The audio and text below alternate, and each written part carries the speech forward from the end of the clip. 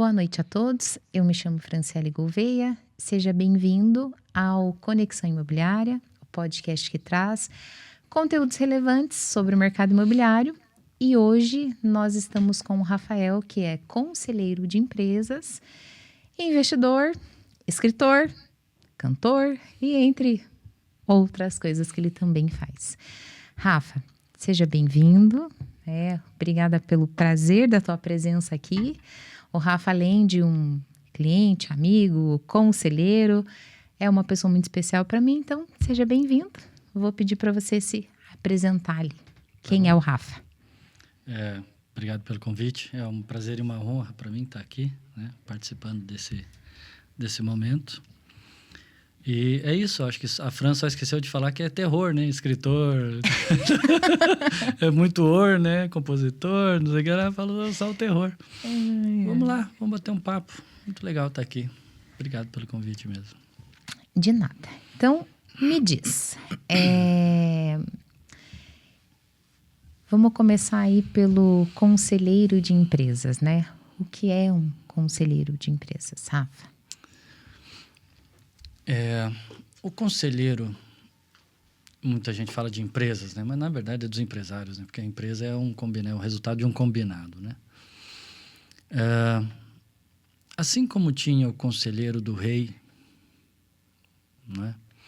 É o rei quem decide, mas muitas vezes a mente do rei está muito turva ou está emocional, né? O conselheiro do rei, ele dava orientações para o que é melhor para o reinado. O conselheiro geralmente é aquele que passou por muitas situações, né?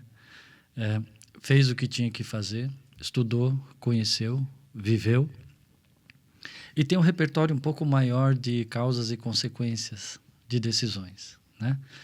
Então, além da decisão técnica, enfim, do que é melhor decidir pelo caminho A, B ou C, nós sabemos que quanto maior a responsabilidade, o cargo ou o risco, maior a solidão daquele que decide também, não é?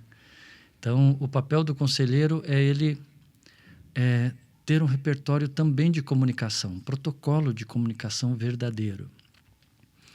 No sentido de que, de repente, um empresário ou um decisor, seja quem for, tem um amigo que começou com ele, apoiou por 20 anos um trabalho, alguma coisa assim, mas esse amigo não performa mais na empresa dele. Ou seja, iniciou-se um dilema. Um dilema ético versus técnico. Então, como lidar, por exemplo, com uma dívida de gratidão com uma pessoa que não performa mais tecnicamente? Uhum. Né? Então, existem diversos momentos nos quais você tem o sim e o não com o mesmo peso no processo decisório, em que qualquer decisão que você tome é um chute. Percebe?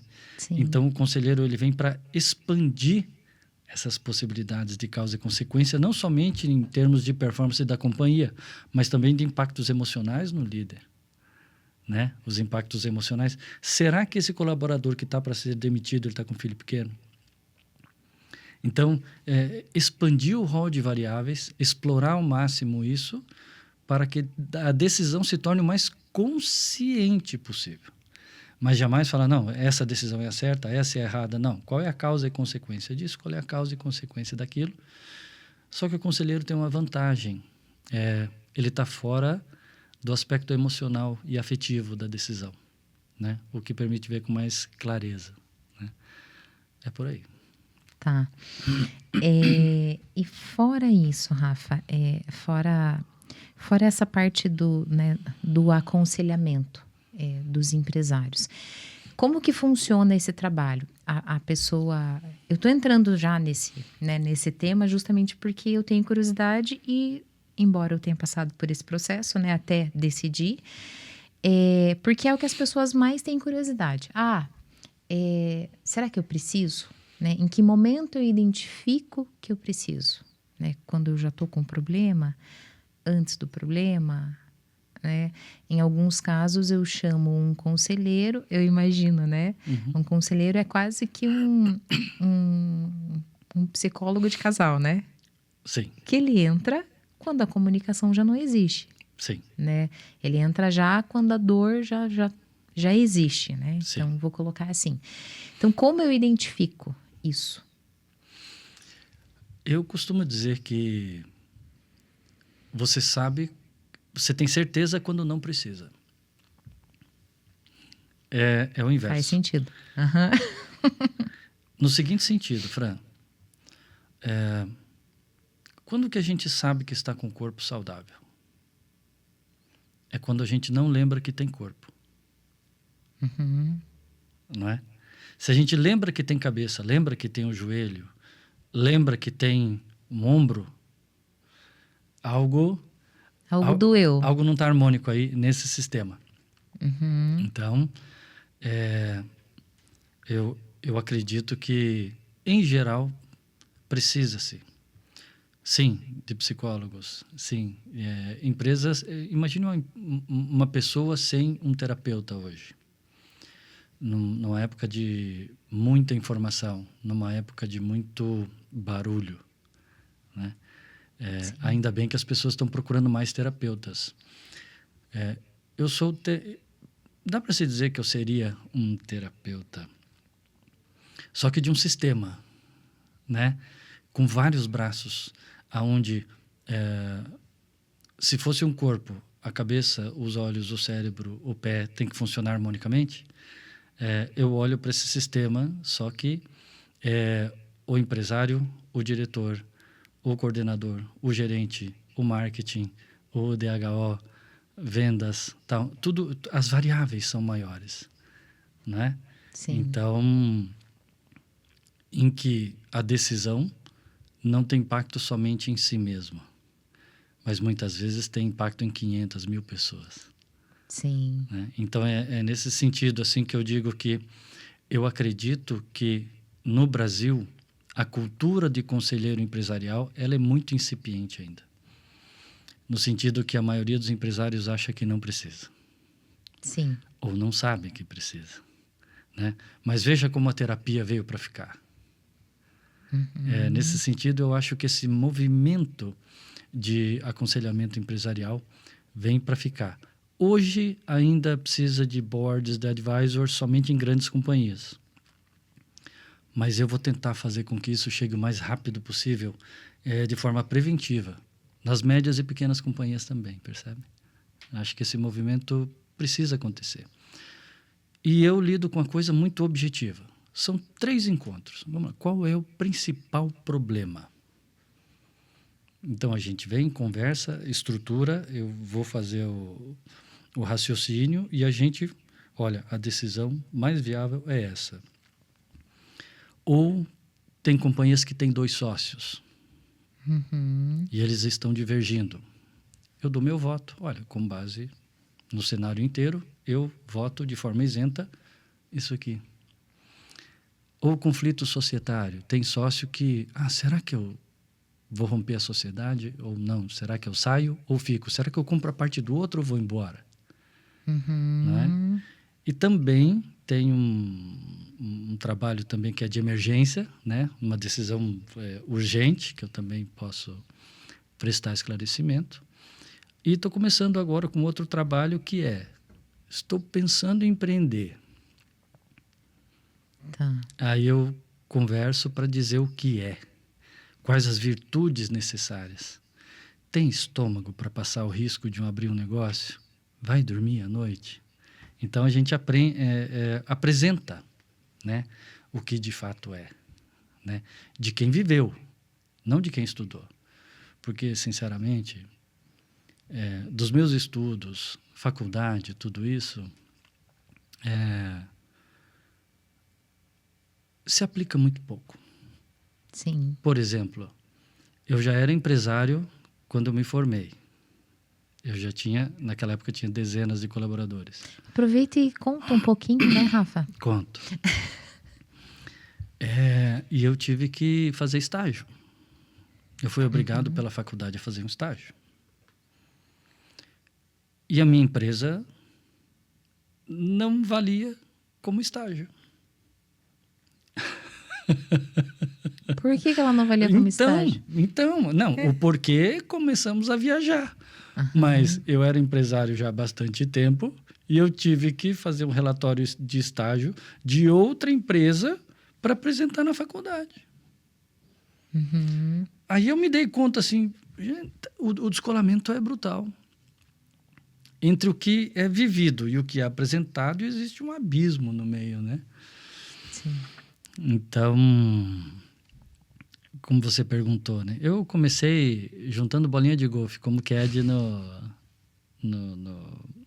Country Club ali de Curitiba e ganhava o equivalente a uma cocada. Aqui no Bacaxiri, né? É. Aqui, lá no Bacaxiri. É. E daí eu comprava cocada mesmo. Sério? É. Legal. Só que a mãe não podia saber, tal, aquela que eu não podia trabalhar. Minha mãe era professora. Minha mãe era incrível, mas era bem reta, assim, sabe? Sim. E daí, no estágio, assim, da faculdade, daí eu trabalhava no Banco do Brasil. E Você foi bancário também? como estagiário Só do banco, né? Tá. E daí eu tinha certeza que eu não estava afim daquilo, assim, sabe? Redigir contratos, assim, era um saco.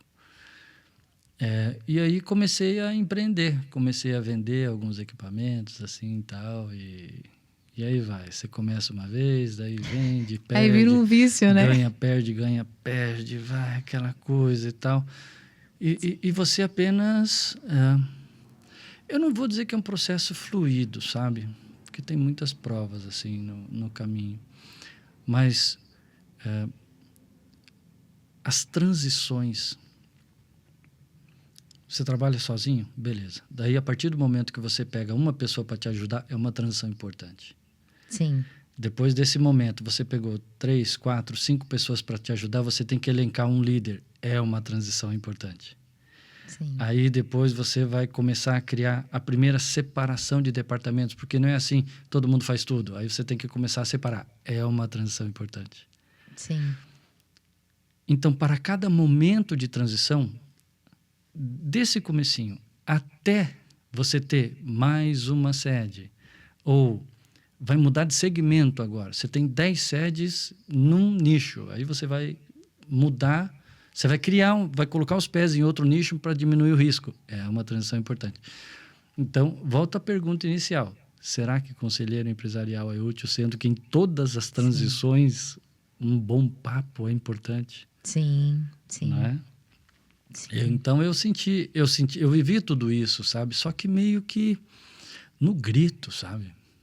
Porque não tinha muita informação, então pela falta de experiência ou conhecimento a gente vai na força mesmo, na força bruta, né?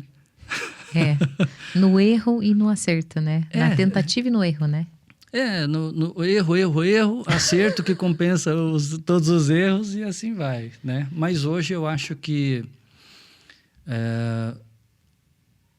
é possível fazer com uma forma mais leve, sem você precisar sacrificar pessoas que você gosta e ama.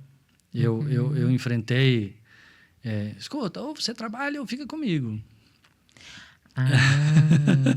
Né? Entendo. Os relacionamentos. Você trabalha demais, tal, ou isso. Né? Sendo que ou uma coisa ou outra, fala assim, não, mas eu amo as duas coisas, né? Sim. Mas fazer o quê? Quando você colocar na parede, você tem que decidir, né? Então, eu acho que dá para harmonizar. A felicidade está em voga, os psicólogos estão trazendo um pouco mais de equilíbrio, um pouco mais de uma proposta de ausência, silêncio, reflexão, né? Eu sei o que a gente perde buscando o pseudo-sucesso que está vendido hoje, né? Sim. Então, acho que o ponto número 1 é colocar na mesa assim, que sucesso é esse, né? Será que esse sucesso vale a pena? Esse é o começo da reflexão, sabe? E não necessariamente qual é os indicadores, vamos vender tanto, como dizem no mercado imobiliário, tem que produzir tanto, tal. Não. Peraí. Vamos lá. Qual é o sacrifício? Entende? Sim. Então, eu acho que vale muito. E um pouco, Fran, se você me permitir, o resgate da conversa de boteco e com os amigos. Isso está se perdendo. Né? A conversa de boteco ela é muito barata, muito fluida. Ela tem momentos de engraçado que melhora o estoque de alegria para lidar com outras coisas. E aquela conversa sincera. Fala, cara, você está louco? Você vai fazer isso? Né? Uhum. As decisões estão muito solitárias. Está todo mundo muito separado, achando que se olhar um vídeo no YouTube... vai funcionar. Pô, tem gente que pergunta para terapeutas no YouTube se deve se separar ou não. Chega a ser não cômico, né? Então, eu acho que o aconselhamento de quem está preparado para aconselhar, porque, vamos falar a verdade, né? Para cada barba branca nesse rosto é um problema seríssimo resolvido na vida, né? Sim, sim. Assim como você, Tem história. quando você está pegando está conversando com um corretor que está iniciando, né? Ele está louco para vender. Sim. Né? Mas daí você vem com aquela pegada assim, não, mas você tem que vender com quem tem potencial para pagar. Você tem que vender para aquele que, além de ter potencial para pagar, se realize morando lá, Sim. buscando a recompra do cliente e não uma venda. Né? Sim. Isso é muito, muito inteligente e é muito legal essa troca, assim, sabe? Essa troca sincera é muito legal. Tá. Me fala, como surgiu, Rafa, essa ideia de ser conselheiro, né? Claro que você já comentou que você teve ali uma trajetória. Então, você teve a tua empresa. Não, primeiro você começou sozinho ali, né? Uhum. Sozinho, escondido no bom sentido, né? Sem a mãe saber. Já na área comercial, né? Que a gente fala que a área comercial é essa área de negociação, né? Aí você fez faculdade, aí você fez estágio, aí você já tinha a tua empresa, que era uma empresa familiar, né? Quantos anos você ficou na vida empresarial, né? E como virou essa chave de, opa, agora eu consigo agregar, né? Um valor para que outros empresários tenham uma outra forma de ver, né, a vida empresarial. Como surgiu essa ideia, Rafa? Sim. Eu vou só corrigir que o estágio foi forjado. Tá? Tá. Eu forjei o estágio para atender a pré-requisitos idiotas. Tá. Então, não pode falar palavrão aqui. Idiota é palavrão? Tá. Eu combinei com a França, eu perguntei se podia falar palavrão ou não. Ela falou, não pode. Então, tá bom. Vou te poupar. Foram mais de 30 anos, né, na vida empresarial, assim, tá. Até se tornar um grupo grande de empresas, né? E existem fases da vida e momentos da vida que surgem conflitos. O conflito é uma constante.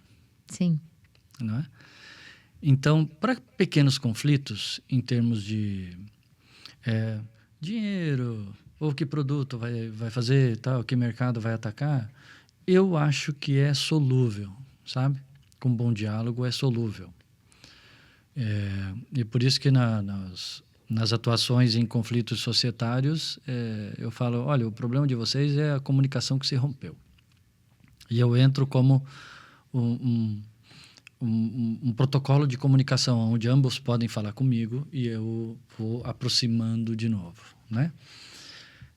Para que haja uma perda pequena, porque quando vai romper, um casal que vai se separar ou sócios que vão se separar tem que partir do princípio que todos já perderam. Se um vai tentar vencer do outro, vai dar porcaria. Concordo, Rafa. Para não falar outra coisa que não pode falar palavrão. E quando que eu vi isso? Quando surgem divergências ideológicas. No que é certo e no que é errado, no que é justo, no que não é justo, né? Então, quando chega a um determinado nível de poder, quando eu falo poder, eu não estou dizendo o poder de mando, poder enquanto possibilidade de fazer coisas. E quando você tem um grupo grande, você tem uma musculatura muito forte, você tem possibilidade de fazer várias coisas. Aí você tem que decidir. Ou esse poder é usado para o coletivo, ou eu quero ficar cada vez mais forte, meu, para mim. E quem tem o poder não larga o poder. Não sem luta. Porque sabe o preço da conquista daquilo. Isso para ambos os lados, né, Rafa? Para ambos os lados. E independente de quantos lados tem, né? Se é 1, 2, 3, 4, 10 sócios. Não importa. Muitas vezes uma empresa tem o valuation ali em torno de 500 mil, mas os sócios vão pensar, não, mas olha quantas noites eu fiquei sem dormir, eu fiquei sem ver meu filho, vai projetar um monte de coisa ali que não tem valor, tem valor afetivo, tem valor real, mas é individual, é só para ele. Não tem valor assim no potencial comprador, né? Assim como, de repente, no imóvel, a pessoa coloca lá no imóvel de, sei lá, 1 milhão, a pessoa troca um piso de 200 mil, piso aquecido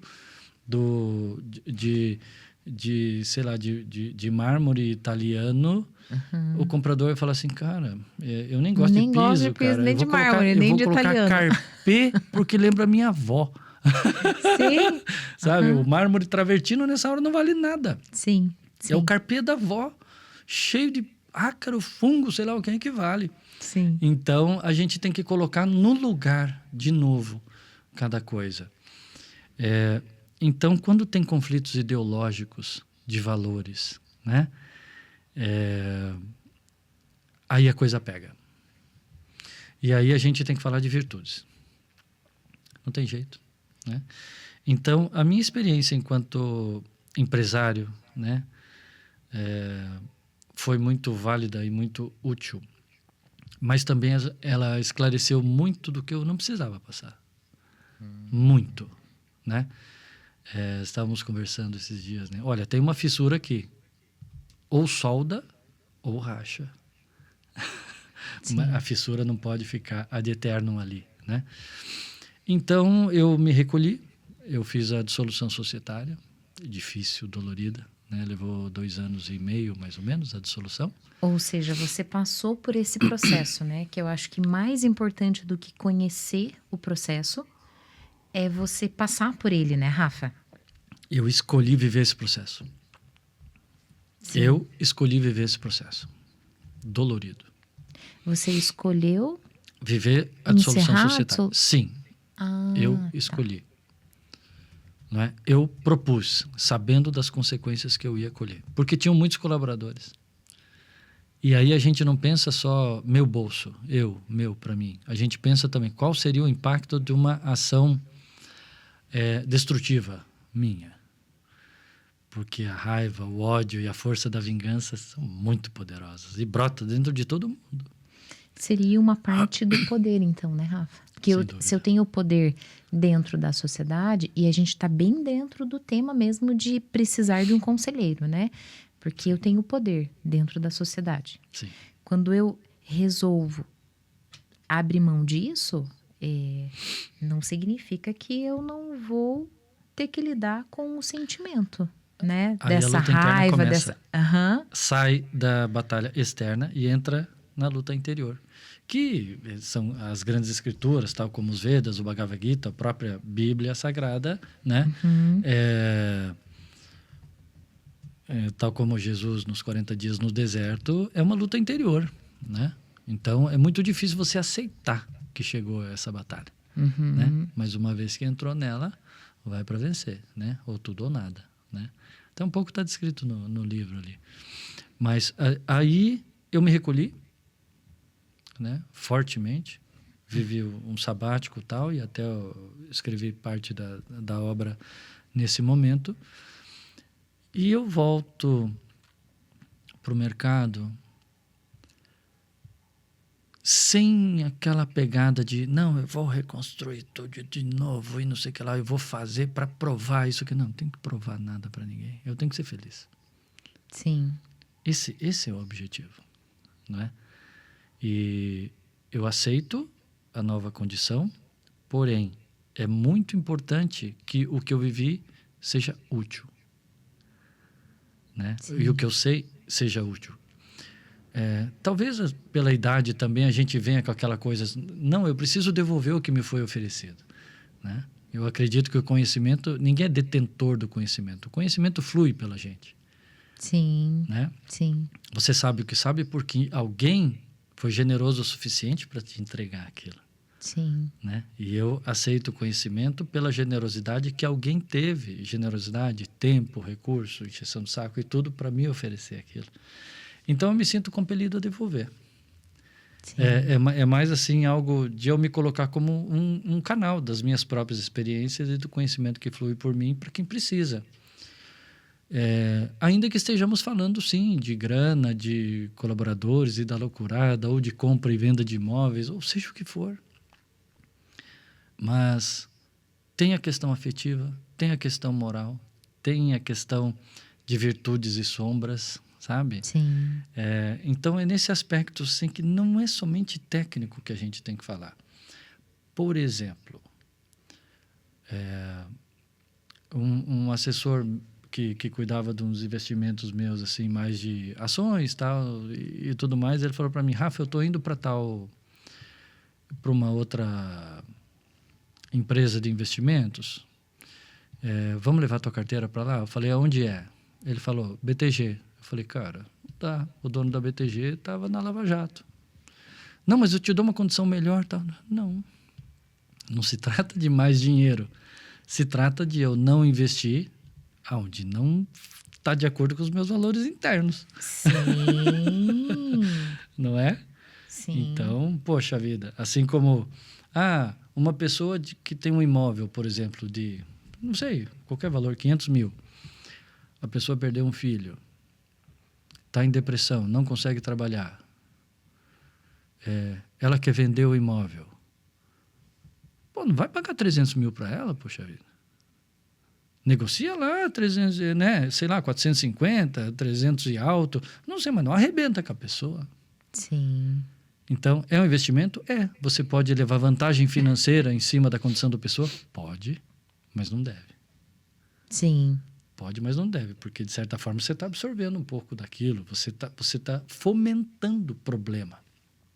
Estou falando um pouco da mentalidade do investidor, sabe? Sim, sim. Então, tem gente que acha que o tigrinho é investimento. Uhum. Tem. Vai fazer o quê? É por isso que o pôquer ele é considerado um esporte e não um jogo, porque existe a mínima probabilidade de ele alterar a curva de ganhos para ele. Né? Então, existe uma grande diferença entre jogo e investimento. Tem gente que investe em moeda achando que é investimento. Por exemplo, Bitcoin. Uhum. O Bitcoin pode subir de preço e descer? Sim, mas Bitcoin é uma moeda. É Sim. moeda. Dólar é moeda. Mas Sim. tem gente que olha como investimento. Né? Então, separar essas coisas assim. Mas, voltando à sua pergunta, a minha intenção é devolver, trazer clareza, trazer um pouco de experiência e trazer um pouco de decisões não apaixonadas, buscando o que é justo, buscando o que é bom, buscando o que é honesto ali. Né? É trazer a pessoa da viagem dela para o que é. Né? Em briga de casal a gente vê direto isso. Vira uma luta de um derrotar o outro, mas não se trata de derrotar. Se trata de buscar o que é justo. Sim. Tipo, ninguém tá... né? Aquela piadinha, né? Não vou falar de quem, mas aquela piadinha antiga. Ninguém vai ganhar e nem perder. Vai todo mundo perder. Essa é a verdade, né, Rafa? E quando a gente fala de sociedade, quando entra nessa briga... Poxa, já é um fim, já perdeu, né? Os dois perderam. Essa é. Essa é a verdade, né? Tá. Eu acho que essa parte, por enquanto, né? Eu acho que deu para entender ali. Depois eu quero que você fale um pouquinho mais sobre como ter, né, esse acesso a você, como identificar, faz um primeiro encontro, como localiza você para poder fazer essa identificação aí de preciso ou não preciso disso na minha empresa. Deixa eu aproveitar e pegar já o caminho ali para investimento, né? Você começou a falar aí, eu já queria puxar esse assunto. Quando a gente fala de investimento, Rafa, nós temos várias formas de investir, né? A gente tem moeda, que você acabou de falar, a gente tem imóveis, a gente tem em ações, né? Enfim, me conta um pouquinho dessa tua trajetória, né? Que pelo que eu entendo, você tem experiência em muitas coisas, né? Então, já fui empresário, já fui um certo, né? Já fui empregado, já fui empresário, agora eu invisto nisso, agora, enfim, me fala sobre investimentos agora. Dentro da minha trajetória, o investimento nunca foi dinheiro. O dinheiro é um sinal de confiança, puro e simples assim. Eu prometo que isso aqui vai valer. Tá? Eu sempre olhei o investimento como semeadura. Então, como eu te falei, por exemplo, foi para o BTG, beleza. Mas eu não quero semear em pedra. Eu não quero semear uma semente em pedra, né? Eu quero semear no que frutifica. Mas, acima de tudo, eu quero me certificar de que a semente é boa. O investimento ele tem relação direta com semeadura. É puro e simples. Então, quando a gente fala em investimento, o pessoal automaticamente pensa dinheiro, ou ações, ou fundos imobiliários, ou imóveis, né? Tem tudo isso. Mas, para mim, o investimento é o seguinte: o que eu quero que exista no futuro, que eu quero que continue existindo no futuro? Então, reduzindo um pouquinho a questão do investimento, para os empresários ou para quem trabalha com serviço, produto, enfim, não importa. Lá, na companhia, por exemplo, nós precisávamos decidir. Por que nós vamos investir no produto A e não no B, e não no C, e não no D? Entende? Uhum. Então, existem níveis de decisões em todas as coisas. E o investimento, na minha visão, ele está diretamente relacionado aos valores e virtudes de cada pessoa. Tá, começa por aí, né? Uhum. A começar pela Mega Sena. Uhum. Bom, o jogo no Brasil é proibido. Uhum. Sim. Mas a Mega Sena Não. pode. Sim. Eu, particularmente, eu acho o Estado um dos piores investidores que eu conheço.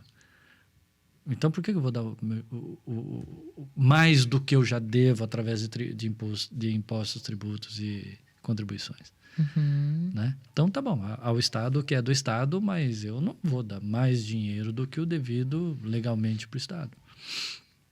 Então, o fundamento eu vou investir aquilo que eu acredito dentro do que eu quero que frutifique. Mas, dentro da mentalidade de investimentos de quem está começando a investir, o pessoal chama de investimento sem ter um custo de oportunidade de referência. Entende? E me perdoem quem pode discordar, claro, a discordância eu acho muito bonita e muito válida, mas existe um certo fetiche de boteco em contar vantagem que investiu bem. Eu sou o fera.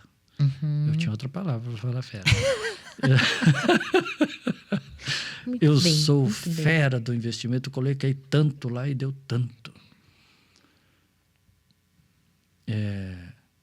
Mas são poucos aqueles que assumem, cara, eu coloquei uma grana lá e ferrou. Não fiz um bom negócio. Ferrou. Sabe? Porque daí você é taxado de burro, você não faz uma boa gestão. Mas se de repente essa grana de alto risco, ela é uma parte muito pequena do seu portfólio, pode fazer sentido. Sim. Né? Mas o que um grande que perde pouco, um grande que perde, mas é muito grande que nem sente, Exato. Né? O que perdeu. Então, o Ray Dalio tinha razão. O que faz você se dar bem é portfólio. Né? A diversificação, num balanceamento adequado, tal, tudo bem. Então, de que maneira você vai decidir investir num imóvel, por exemplo, na planta, sem saber se este imóvel na planta, quando ficar pronto, mais os 180 dias de atraso legal que as construtoras têm, mais o prazo de venda de 7, 8 meses, não sei o que lá, esse dinheiro diluído no tempo vai estar maior que o seu custo de oportunidade da renda fixa que seja. Uhum. Porque o que eu ouço é o pessoal falando, não, eu coloquei uma grana lá e deu 30%. Não disse nada para mim. Sim. Não disse nada para mim. 50%. Não está dizendo nada para mim. Está faltando uma premissa nessa equação aí, né? Esse axioma, ele está penso. Tá capengando para um lado, né? 30% em quanto tempo? É líquido ou é bruto? Já descontado o ganho de capital ou não? Né? E se for fazer uma análise refinada de investimento, né? Com tudo o que engloba o investimento, inclusive o zero caquerada de FUNREJUS, mais as certidões lá, 600 pila, mas coloca lá e dilui isso no tempo, nós vamos cair em 0,7%, 1%. Mas esse 0,7% ou 1% é melhor ou pior do que a minha carteira tem agora?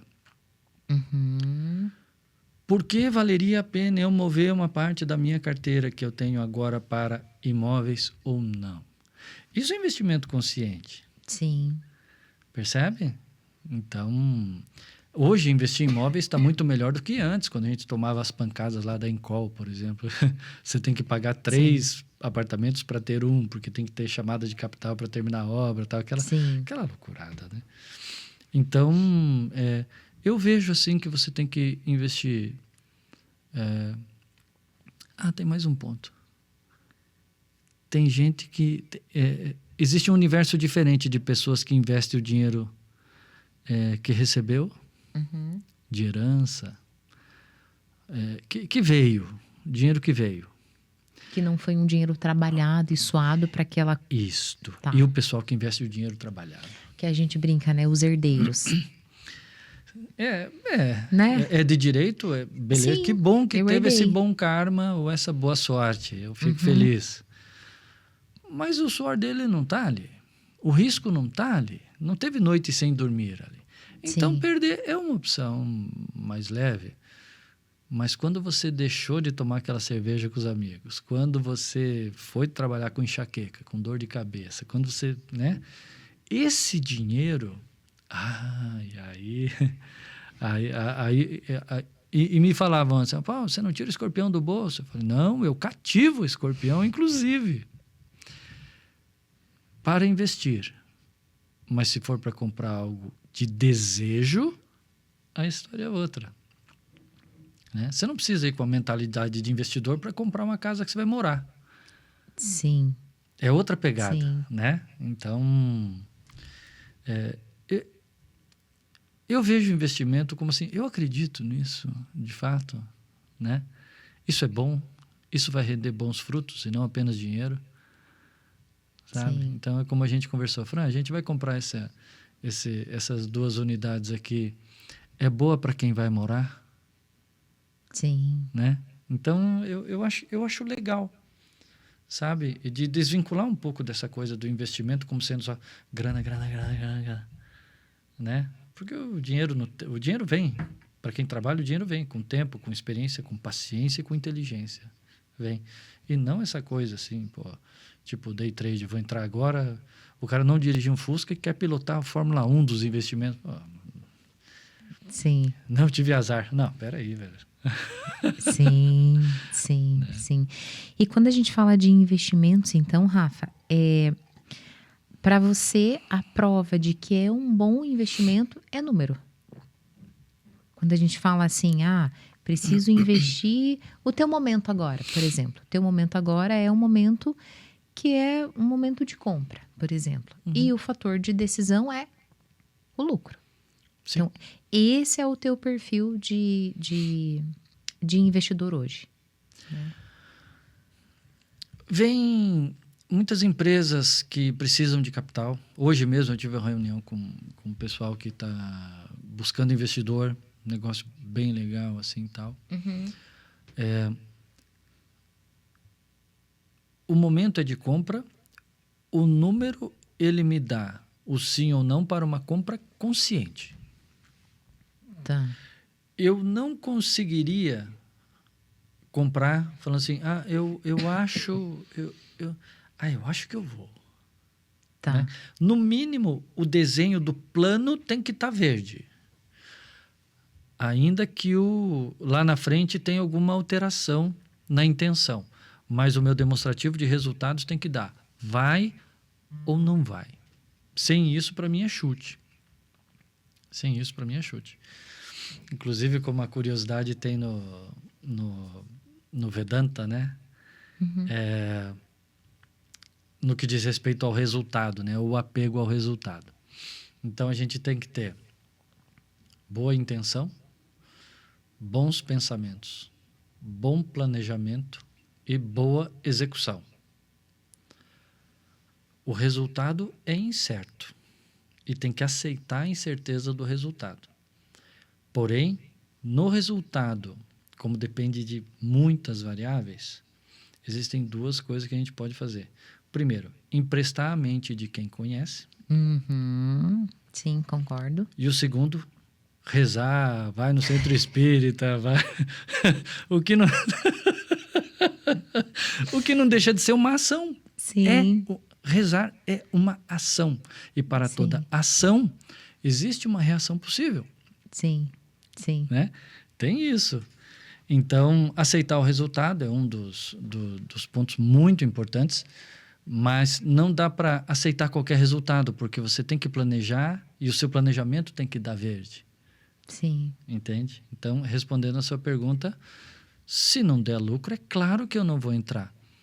Mas se der lucro, eu vou entrar, mas eu deixo uma fresta nessa porta porque eu entendo a incerteza que isso tem. Sim. Isso não pode afetar a minha felicidade, a minha conduta ou meus valores morais. Né? É por aí que eu decido.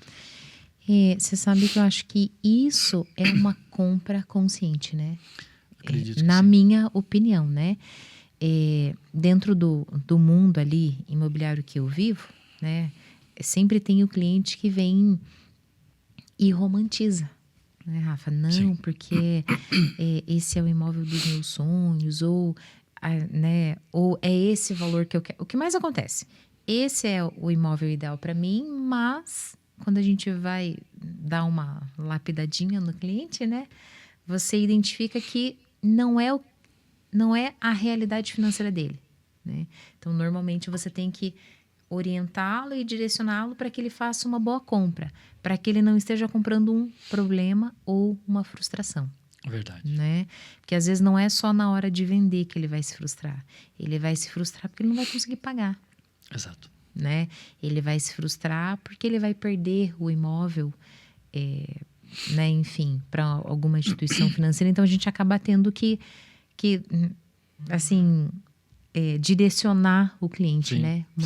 Em muitos momentos. E eu te entendo perfeitamente, porque tem gente que tem orgulho de falar, eu comprei um apartamento. E tem investidor que compra apartamento financiado. Sim. E com essas pessoas eu falo, não, você comprou 2 e levou 1. Você foi no supermercado e compre Esse é o um, leve momento 3. em que o Conexão Imobiliária deveria ter aquele pi. Você comprou 2, levou 1, né? Sim. Mas tudo bem, se está dentro do plano, ok. Mas assim, Exatamente. O banco vai ganhar mais dinheiro que você, com certeza. Sim, sempre. Você lembra que a gente foi, fazendo uma parte aqui, né? Lembra que a gente foi ver uma unidade na região norte de Curitiba, lá que você me levou. Tá. Pra gente comprar. Tá. E eu nem conhecia lá o gerente do lugar. Uhum. E daí eu falei para ele assim, tudo bem, quer um café? Tá, não, aceito, obrigado. Meu amigo, é o seguinte, não me importa se vocês ressuscitaram o Oscar Niemeyer para fazer o apartamento de vocês. Gente, ele fez isso comigo, você acredita? Ele fez mesmo. A gente sentou na mesa, o gerente de plataforma, que é uma pessoa excepcional, não vou falar o nome dele, mas que é o Bira. Ele fez Muito exatamente isso. Pode falar, Rafa. Eu falei, não me importa se no hall de entrada tem a assinatura da Marilyn Monroe, se vai ter um quadro do Salvador Dalí. Não me importo com isso. Eu quero saber a quanto eu vendo, quando. Sim. Com isso, eu consigo fazer planos. Simples assim. Aí no preço de venda a gente coloca um PERT ali de 10% a mais ou a menos. No prazo a gente coloca um prazinho de 10% a mais ou menos no prazo e deu. Sabe? O investidor que faz questão de ver o decorado, sei lá, ele pode estar sendo enviesado. Eu não estou dizendo que é certo ou que é errado, porque eu posso falar no máximo do meu perfil. Sim. Não é? Sim. E não estou aqui fazendo juízo de valor dos corretores, nem nada, nem dos gerentes de plataforma. Mas o investidor, na essência da palavra, ele quer semear o quê para colher o quê? Né? Para mim, sim, é grana. Quanto? Quando? Dá ou não dá? Certo? É bem simples. A operação é simples, só que os dados que a gente precisa para tomar a decisão, eles não são cotidianos. Porque quando a gente pergunta para o investidor, eu vendo a quanto isto lá no futuro? E a segunda coisa e quando pergunta para o corretor também, né, Rafa? Isto. Então, assim, eu prefiro vender como corretor que eu comprei. Né? Sim. Porque daí essa inteligência, eu respeito, eu sei muito, eu tenho muito claro que eu não sei também. Sim. Né? A gente até conversou lá com o Bira, o Bira perguntou, tá, mas isso daqui, você que... Daí eu viro para você, né? Fran, a gente vai vender... Aí ele me pressiona, Eu não, sei, mas Fran? é ela quem vai vender, tipo, né? A Fran, responsabilidade é dela. Isso que o Bira está perguntando, é isso aí mesmo? Eu sei o que eu não sei. Sim. Né? Sim. Eu sei o meu limite. Sim. Né? Eu sei o quanto dá, o quanto a perna alcança ou não. Né? E isso, Fran, assim, talvez o que seja mais importante, até mais importante do que o resultado lá do lucro ou prejuízo, tal, não sei o que lá, quando você realiza. É você ter a sensação de que você está com clareza naquilo. Você não está chutando, pô. Sim.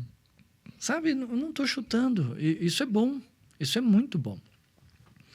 Até quando eu fui dar uma olhada nos outros imóveis ali, perto da Ecoville. Tá. Eu estava com um rapaz lá, tal, eu não conhecia ele, né?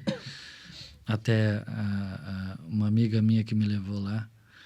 E eu fiz as perguntas para ele. Escuta, vai vender a quanto, tal, valorização possível aqui, tal, não sei o que lá. Daí você confirma ali com uma inteligência artificial para ver tal. Daí terminamos ali, eu falei com ele, cara, desculpa, não dá.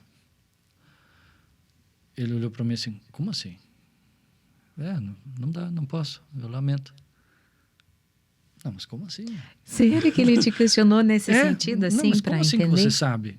Você não dá? Eu falei, não, tá aqui, ó, vermelho. Não dá pra mim. Gente, ele mostra numa planilha que ele fez no computador dele. Eu acho que os corretores querem apertar o colarinho dele. Com razão. Eu vim para quebrar mesmo, fazer o quê? Né? Mas não dá. Não, mas eu não estou dizendo que o investimento não é bom. Exatamente. Ele não é bom? Era nesse ponto mim? que eu queria chegar. Ele está abaixo do meu custo de oportunidade. Sim. Então, não. Sim. Eu não vou fazer um esforço de mover recursos daqui para o imóvel que está na mesa. Sim. Só que isso dá uma tranquilidade. Neste dia, eu não vou dormir grilado. Sim. Será que eu deveria? Será que eu deveria? Puta vida, não. Vai virar tabela. Amanhã não, vai sair de tabela zero. Amanhã será que eu compro ou não compro? Não, e aquela pressão e tal. Então eu já falo, não. Esse não dá. Vamos olhar a próxima. Sim. Pô, e você fica tranquilo. É que daí você fica em paz, né, Rafa, com a Você decisão, respeita né? o que você combinou consigo, sabe? Sim, Isso é legal pra caramba. E você foi, como corretor, você respeitou o corretor. sim. Você não se coloca numa posição de limbo e incerteza, porque o comprador tem poder. É O comprador tem verdade. mais poder que o vendedor. Sim, sempre. Sempre. Uhum. Então, ele não precisa ficar fazendo o corretor de marionete. Não, faz o que eu quero, paga um almoço para mim. Não, essa viadagem toda. A viadagem é palavrão ou não? Não. Essa coisa, essa chatice, essa pentelhação, assim. Sim. Não, não dá. Tá, então esse daqui não dá. Rompeu o relacionamento com o Rafa? Claro que não. Eu tenho outro empreendimento que vai sair não sei aonde que talvez dê. Não é? Sim. Então, eu acho que é um respeito também com o corretor, com o tempo do corretor, com o tempo de todo mundo, mas também no sentido de ter inteligência e ter firmeza na decisão. Eu combinei comigo, não deu, então você fala um não convicto, não é um não mais ou menos, né? Até esse rapaz lá da Covilha, ele mandou uma mensagem daí para essa minha amiga, falou, olha, ele pediu tua planilha. Ai, planilha que você... Ele pediu tua planilha. Falei, não, ele pode pedir, só que é o seguinte, né? Processo, eu tenho uma mentoria de processo decisório, tudo bem, a gente pode fazer. Então, eu até ia falar isso para você. Essa seria uma consultoria. Essa consultoria você também consegue dar, né, Rafa? Eu faço uma mentoria. Se alguém chegasse para mim e falasse, Rafa, eu não sei se eu compro aquele apartamento lá, compro ou não compro. É um processo de aconselhamento também. Tá. Né? Sim, sim. Só que não adianta pegar os dados e colocar na planilha. O que me importa é a forma de pensar. O ouro, para mim, está na pessoa absorver a forma de pensar. Sim. Entende? Então, para quê? Para que ela faça ou não faça tranquilamente e de forma consciente. Beleza. Né? Tá. Então, uma planilha não vai resolver o problema. Se ela não entender... Tem gente que remove parafuso com alicate melhor do que com chave de fenda. Fazer o quê? Sim. E a minha planilha não é complexa, cheia de links aqui que conecta com o ChatGPT lá. Não é bem simples. Uhum. Só que uma pessoa sozinha não consegue alimentar aquela planilha porque precisa da inteligência do corretor. Sim. Sem a inteligência do corretor, a planilha não funciona. Sim. Fazer o quê? Sim. Né? Rafa, estamos no final já, por incrível que... Não, Cara, você de tá de sacanagem. assustar. Sério? 8 horas e 24 minutos. Que vontade de falar um palavrão. E eu preciso caramba. falar... E eu preciso falar do seu livro, Vamos lá. né? Então, Vamos lá. aí, vou pegar aqui, gente. Tá bom. O nome dele é A Incrível Arte de Se Tornar Ninguém. Me fala um pouquinho dele. A gente vai fazer o sorteio, né, dele, tanto no Instagram quanto no canal do YouTube. Me fala um pouco dele, então, Rafa. Né? Tá bom. Quem é esse? Ou quem é esse? E por que surgiu, né, esse livro? Me fale um pouco. Deixamos pouco tempo para ele. Pois é. Tudo bem. Que pena. Putz, vida. A gente tava aquecendo. Você tá vendo como é pouco Caramba. tempo? Tá bom. Vamos de 2 horas e 3 horas. É muito pouco tempo. Enfim, acho que eu falei demais também. Eu tomei muito do seu planejamento. Enfim. Não. Tá ótimo, Rafa. Essa obra é uma síntese de várias coisas que eu acredito que tem valor, sabe? Ela traz muitos elementos tanto da questão humana, como empresarial, como de autoconhecimento, espiritualidade, tudo isso dentro de uma história. A incrível arte de se tornar ninguém tem a ver com identidade. Na capa, por exemplo, tem alguém que viveu o ambiente corporativo, mas que não tem mais necessidade de mostrar o rosto para ser identificado. Não, isso tem relação com poder. Olha, não precisa o rosto, né? Ele está olhando para uma cidade caótica onde tudo acontece, mas ele não está dentro. Uhum. Ele está na cidade, ele faz parte da cidade, mas ele está olhando para o sol. Ele está mirando lá, né? Ainda que não tenha conquistado isso, ele está olhando para lá. Tentando se elevar um pouco. Não está elevado, mas está tentando se elevar, né? Sim. Espiritualmente, eu falo, né? Em termos de virtudes, valores humanos, né? E ele fala, basicamente, tem muitas histórias, tem poesia, tem coisas engraçadas. Você já terminou de ler ele? Tá ainda não. Tá bom. Tem altos Mas já e baixos, tá na cabeceira da minha cama. A montanha-russa, tem de tudo. Questionamentos seríssimos, enfim. Então, é uma história no qual eu injeto várias coisas do conhecimento, porque de Vedanta, quando eu estudei na Índia, meditação também e tudo mais, toda a filosofia, dos 11 anos de filosofia. Só que eu coloco problemas reais, né, do cotidiano do personagem, e eu coloco ali um ensinamento velado. Porque a gente resiste um pouco àquela coisa assim, você está com isso, então faça isso, né? Aprenda, 2 mais 2 é 4. O cérebro tem um pouco de resistência, então a gente faz alguns desvios. Um pouco? Quem que gosta de obedecer, né? Ninguém gosta de obedecer. Sim. Mas, fundamentalmente, tem assim, supondo que tem a Fran corretora, a Fran amiga, a Fran filha, a Fran amiga, né? Vamos remover tudo isso? O que sobra? Possivelmente essa seja você. Uhum. Fora, sem os papéis, né? Sem os papéis. Mas é uma investigação muito, muito densa, assim, muito, muito forte, né? De uma busca honesta e sincera, de falar assim, não, agora eu não estou entendendo mais nada. Espera aí. Eu preciso olhar. Só que quando a gente tenta olhar para si mesmo, a gente olha de um jeito romântico, achando que a gente é incrível. Sim. Só que não. Só que nunca. Exato. Então, esse ninguém que está na capa, no título, não é um ninguém pejorativo no sentido eu não faço nada, não sou coisa nenhuma. Não. Sim. Não. É um ninguém no sentido de entendi que eu sou pequeno mesmo. Pequeno a ponto de quase não fazer diferença frente ao todo. E o reconhecimento da pequenez é a melhor chance de a gente se tornar todas as coisas. Percebe?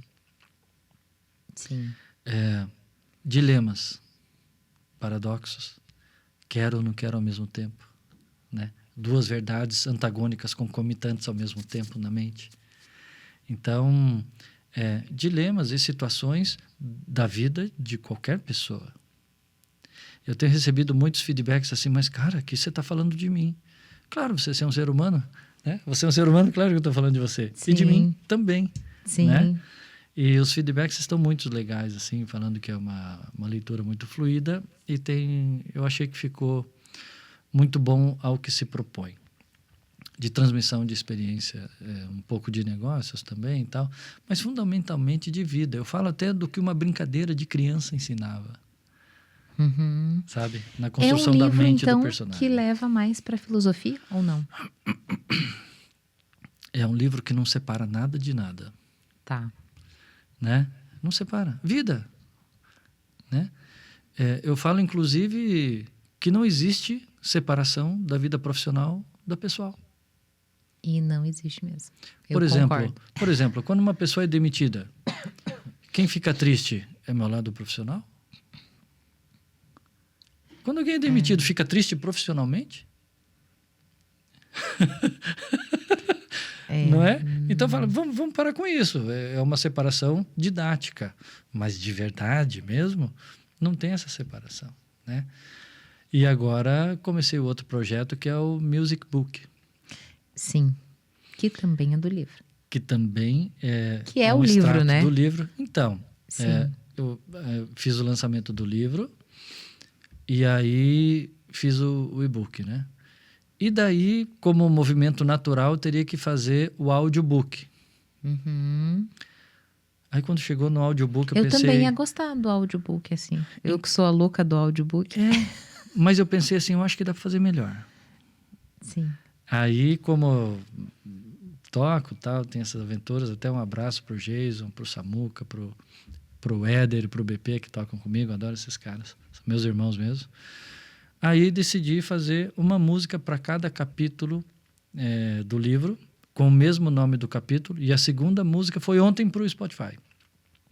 A cada 2 meses eu vou lançar uma música, e aí quem ouvir essas músicas na sequência serão 39, o projeto fecha em 2027, novembro de 2027, vai entender a essência da coisa. Já faz 2 meses? 31 de maio foi o lançamento. Caramba, eu tô atrasada com a leitura. Gente, eu tô atrasada com a leitura há 2 meses. Rafa, passa voando, né? Pô, aqui passou voando, eu pensei que a gente estava em 15 minutos, você falou, estamos no final, como, pera. A gente estava no tempo de Kairos, né, e não no tempo de Cronos, né, quando tem muita fluidez assim, é Kairos. Legal. Que legal, Rafa. Então, agora eu quero que você fale, né, um pouco pra gente de como eu faço para entrar em contato com você. Eu já sei, né, gente, como eu faço para entrar em contato com ele. Mas eu quero que você deixe os teus contatos, como que faz para adquirir um livro, como que faz para ter a consultoria com você, seja, não é a consultoria, né, o aconselhamento, seja na área financeira, seja na área empresarial. Me corrija se eu estiver falando errado, né? É isso aí mesmo. Mas como a gente encontra você? Tá legal. Você sabe que de redes sociais eu sou meio... Aí você pode olhar para aquela câmera ali, tá? Você pode acessar o meu perfil do Instagram, Rafa Gundes Oficial, ou o meu perfil do LinkedIn, que o meu querido Piatan, que está me ajudando, a gente mudou hoje. Mudou hoje? Ah, meu Deus do céu. E você pode fazer contato lá, tem link para minha página pessoal, que tem muito... É tudo descrito lá, realmente, todos os serviços que eu posso fazer. E também a página do livro também está lá. E em breve eu vou colocar o link do Spotify e do YouTube Music para ouvirem as músicas. Aí alguém entra em contato, alguém do time lá faz contato para a gente conversar. E como curiosidade, Fran, a forma de pagar, né? Eu estava pensando assim, poxa, mas eu não sou conhecido, ninguém me conhece, ninguém me viu, né? Sim. Quando a gente estava conversando, como é que vamos criar autoridade nas redes sociais? Sim. Aí quem está cuidando disso falou para mim, não, a gente vai fazer tráfego pago, a gente vai e tal, não sei o que lá, e seguidores e tal. Uhum. Daí eu pensei assim, cara,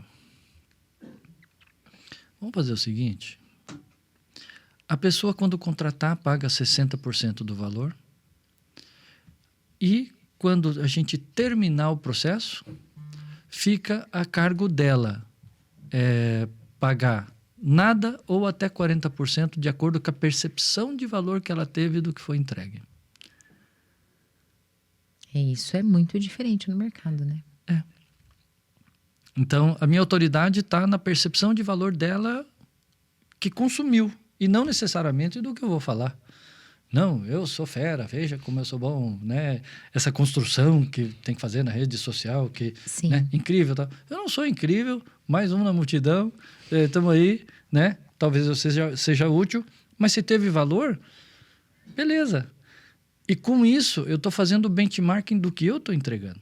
Sim, com certeza. Coisa que às vezes a gente teria que pagar uma consultoria caríssima para fazer uma pesquisa com os clientes, percebe? Sim. E se eu estou trazendo uma visão criativa, diferente de soluções propostas para os clientes, bom, o primeiro que tem que fazer isso sou eu. Sim. Entende? Então eu vou economizar com tráfego pago e vou fazer na forma de pagamento já rápido, agora, tal, para quebrar um pouco da desconfiança de quem tem o potencial de comprar um produto ou serviço ou não. Perfeito. Mais um caminho diferente, né? Melhor do que 7 ou 14 dias de garantia. Né? Que é o de praxe, né? Assim você trabalha com um resultado, né, Rafa? Eu vou te falar que é um cumprimento de uma lei que para mim é meio boba, mas tudo bem. Sim. Obedecer. Sim, sim. Rafa, muito obrigada pela sua participação. Que pena. Ai, que pena. É sempre assim, os primeiros minutos ali, parece que não vai, mas daqui a pouco... Acelerando, né? Depois que a gente entra na via rápida, vem o sinal vermelho já. Exato. É pouco tempo mesmo, eu sei. Pouco. Né? É importante ter mais tempo. Sim.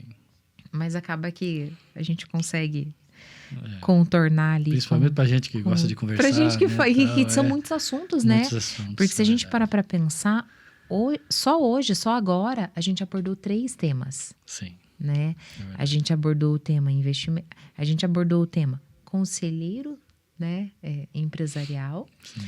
A gente abordou o tema investimentos e a gente falou do livro. Então foram 3 temas, né? Em 1 hora. E com uma certa profundidade, né? Não foi raso, né? Sim, então. Só se a gente seguisse assim muito quadradinho. E não dá para seguir quadradinho, né? Eu gosto daquela, vai aqui, vai ali, fala um pouquinho aqui, aí volta ali. Dessa história ali contada é mais interessante. E o mais importante, foi massa, né? Pronto. Né? Foi. Foi. Vai voltar, com certeza. Eu vou pedir para ele voltar. Com certeza. Aí eu espero que quem receba o livro tenha uma ótima leitura, que receba bons ensinamentos aí e tal, e que seja útil. Sim, perfeito. Bom, muito obrigada pela participação novamente. Espero vê-lo aqui mais uma vez ou mais algumas vezes. Vai ser um prazer e uma honra novamente. Obrigada. Gente, boa noite. Obrigada pela presença de todos. Se vocês tiverem dúvida, entrem em contato pelo chat ou entrem em contato pelo Instagram também. Daqui a 15 dias a gente tem mais outro convidado. E eu aguardo vocês. Boa noite e até a próxima. Amanhã nós também estávamos na rádio FM Habla ao vivo, então amanhã também repete lá na Habla FM, tá? Boa noite para vocês.